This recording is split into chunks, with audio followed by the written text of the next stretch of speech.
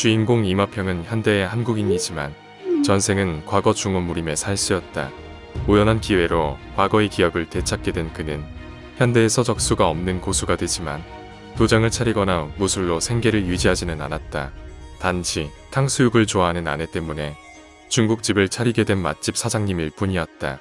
세월은 흘러 아내가 남긴 딸은 장성하게 되었고 그는 이름처럼 화목한 중년 생활을 보내고 있었다. 그런 어느 날 딸 부부는 여행권이 당첨되어 중국 여행을 가게 된다.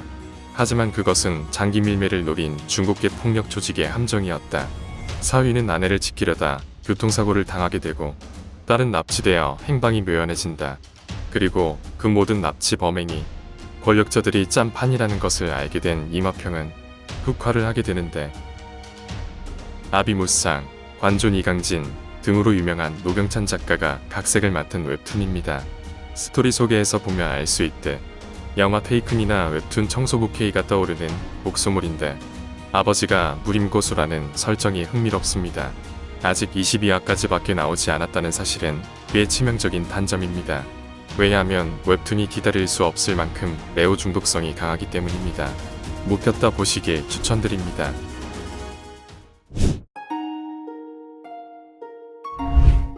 친구들과 캠핑장에 놀러온 기어는 땔감을 찾아 들어간 산속 깊은 곳에서 주인 없는 바둑판을 발견하게 된다.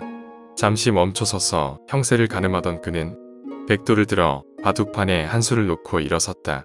그가 캠핑장으로 돌아왔을 때 같이 온 사람들은 모두 사라진 뒤였고 자신은 이미 한참 전에 실종된 상태라는 소식을 듣게 된다. 그리고 그가 다시 깨어난 곳은 놀랍게도 요괴들과 술법이 난무하는 무림의 세계였다. 앞이 안 보이는 장님이 된 대신 여러가지 능력을 가진 도사가 된 기어는 이 신비한 세계에서 기지를 발휘하며 살아가게 된다. 중국어 푼들 중에 서열을 매긴다면 첫 손안에 들만한 웰메이드 웹툰입니다.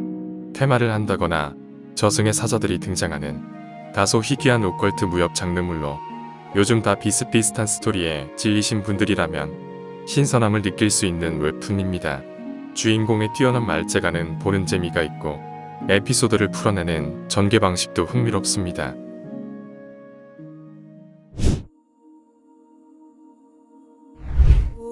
저작거리에서 하루살이처럼 빌어먹고 살던 소년 종리출은 그의 하나뿐인 혈육이었던 형이 망나니 무사에게 맞아 죽었다는 소식을 듣게 된다. 종리출은 장치를 설계해 형의 원수를 살해하는데 성공하지만 그로 인해 무사 집단의 추격을 받게 되고 그 과정에서 살수 집단에 몸을 의탁하게 되면서 정파무림에게까지 쫓기는 신세가 된다. 추격에 벗어나기 위해선 무공을 익혀 스스로 강해지는 수밖에 없다. 종리추는 과연 정파가 만들어 놓은 숨막히는 규율 속에서 자유를 찾을 수 있을까? 과거 최고 인기를 누린 만화 짱의 임재원 작가가 그린 정통 구연물입니다. 학원 액션물의 대가가 그린 작품답게 여타 다른 무협 웹툰과 비교해도 한 차원 다른 액션 묘사를 보여줍니다. 반가운 화풍과 치밀하게 짜인 원작 스토리를 동시에 맛볼 수 있는 작품입니다.